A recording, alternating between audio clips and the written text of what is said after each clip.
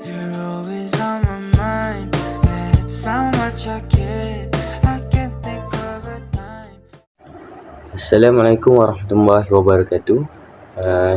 Nama saya Muhammad Adam Arif bin Zulkifli dan saya dari kelas ICT 2A.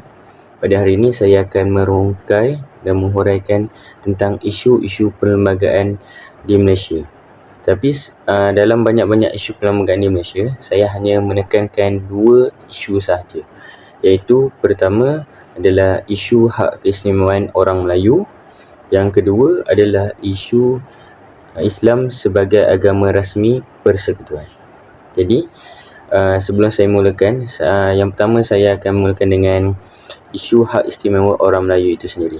Jadi sebelum kita pergi lebih mendalam dalam isu hak istimewa orang Melayu ini sendiri, kita perlu tahu ketika zaman British lagi, British telah membuat slogan iaitu Malaysian Malaysia, yang bertujuan untuk membasmi hak istimewa orang Melayu itu sendiri, iaitu Malaysian Malaysia yang dibuat atas dasar untuk memberi kesamarataan bagi semua penduduk tanah Melayu, tidak kira bangsa, agama. Jadi hal ini menyebabkan orang Melayu itu sendiri agak tidak berpuas hati dengan Malaysia yang dibuat oleh British itu sendiri. Jadi hal ini telah menggugat hak istimewa mereka sebagai penduduk asal tanah Melayu itu sendiri. Jadi itu berbalik pada zaman yang lepas. Jadi pada zaman kini pula terdapat isu yang di mana segelintir masyarakat rakyat Malaysia ini yang mempertikaikan hak, kuasa dan keistimewaan orang Melayu itu sendiri, yang di mana mereka sekarang ini lebih berani untuk menuntut hak mereka di mahkamah, pergi mahkamah untuk menuntut hak mereka. Jadi hal ini bagi saya hal ini sangat tidak wajar, kerana saya memetik petikan daripada pakar sejarah iaitu Dr. Tan Sri Dr. Koh Kee Kim, yang di mana beliau mengatakan bahawa kedudukan orang Melayu sudah ditetapkan pada zaman dahulu, iaitu ketika zaman penjajahan British lagi, malahan sebelum penjajahan zaman British lagi. Beliau mengatakan bahawa hak orang Melayu ni tidak perlu dipertikaikan lagi. Jadi mengapa ada segelintir masyarakat yang mempertikaikan lagi kan? Jadi hal ini kerana mereka menganggap bahawa mereka menganggap bahawa apabila hak keistimewaan hak itu diberikan kepada orang Melayu, mereka menganggap bahawa kerajaan akan menindas dan mengabaikan hak kaum-kaum lain. Jadi mereka menganggap bahawa kaum-kaum lain akan ditepikan dan akan diabaikan, dan diabaikan. Tetapi perlembagaan iaitu hak istimewa orang Melayu ini dibuat atas perkara 153, yang di mana kerajaan ingin mengurangkan jurang ekonomi antara orang Melayu dan kaum-kaum lain. Jadi perkara 153 ini dibuat kerana untuk mereka tidak mahu orang Melayu itu sendiri dari segi ekonomi mereka tidak terpinggir dalam arus pembangunan negeri. Itu dari segi ekonomi first. Yang kedua dari segi pendidikan. Orang Melayu diutamakan dari segi pendidikan, yang di mana kolej-kolej dan universiti akan menyerap mereka masuk terlebih dahulu, mendahulukan orang Melayu dan bumi putera dahulu dari segi pendidikan. Hal ini untuk membetulkan ketidakseimbangan sosial yang terjejas pada tahun 1970, yang di mana statistik menunjukkan bahawa graduan yang telah graduan ijazah muda orang Melayu tidak ramai berbanding dengan orang bukan Melayu. So hal ini sangat membimbangkan kerajaan, dan kerajaan ingin membetulkan semua ketidakseimbangan sosial ini. Untuk isu seterusnya adalah isu agama Islam sebagai agama rasmi persekutuan, yang di mana sebelum kita pergi lebih lanjut dalam isu ini, kita perlu tahu Islam dalam perlembagaan adalah satu isu yang penting, kerana isu ini berkait dengan majoriti pegangan penduduk di Malaysia, iaitu orang Melayu itu sendiri.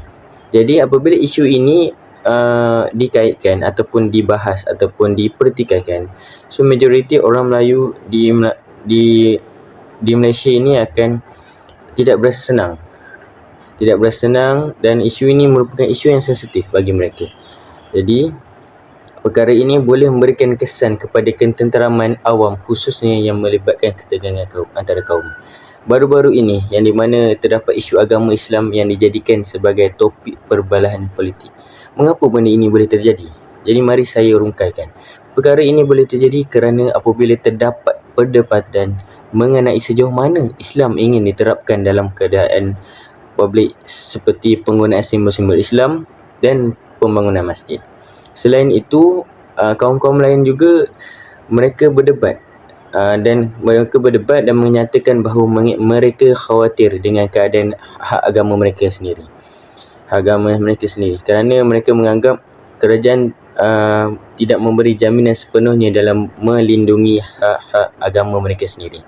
Jadi perlu diingatkan kembali kerana isu ini telah ada solusinya, kerana di dalam peruntukan Islam, di dalam perlembagaan telah banyak peruntukan yang telah dibuat oleh kerajaan. Tetapi saya hanya merungkaikan dua peruntukan saja, iaitu first sekali adalah peruntukan di bawah perkara 3, iaitu menjelaskan bahawa Islam adalah agama persekutuan, namun pada masa yang sama juga memberikan hak kepada orang bukan Islam untuk mengamalkan agama mereka dengan aman dan damai. Maksudnya di sini mereka diberikan kebebasan untuk melakukan agama-agama mereka sendiri dan upacara agama mereka sendiri. Jadi tanpa ada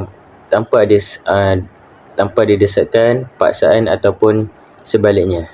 Yang kedua, peruntukan kedua adalah peruntukan perkara 11 yang menjelaskan bahawa setiap orang berhak menganuti dan mengamalkan agama masing-masing.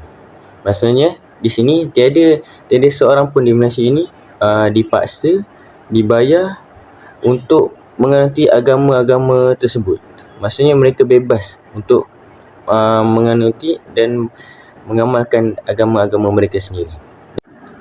Kesimpulan untuk video ini adalah saya berharap video ini apabila dilihat oleh penonton-penonton di luar sana, saya berharap mereka dapat saya harap dapat membuka mata mereka dan memupuk kesedaran supaya mereka tidak lagi mempertikaikan dua isu ini yang saya sebut tadi, iaitu hak istimewa orang Melayu dan Islam sebagai agama rasmi persekutuan. Hal ini kerana topik ini adalah topik yang sensitif. Jadi apabila dua isu ini tadi dibicarakan, ia akan menyebabkan hubungan antara rakyat di Malaysia ini regam dan perpaduan tidak dapat kukuh seperti sebelum ini. Jadi saya bimbang apabila perpaduan dan hubungan antara kaum menjadi regang, saya takut peristiwa 13 Mei akan berlaku seperti sebelum ini. Saya risau dan saya berharap rakyat Malaysia akan jadi lebih peka akan sejarah dan jangan melulu untuk mempertikaikan sesuatu yang anda tidak tahu. Jadi sekian, terima kasih daripada saya. Assalamualaikum.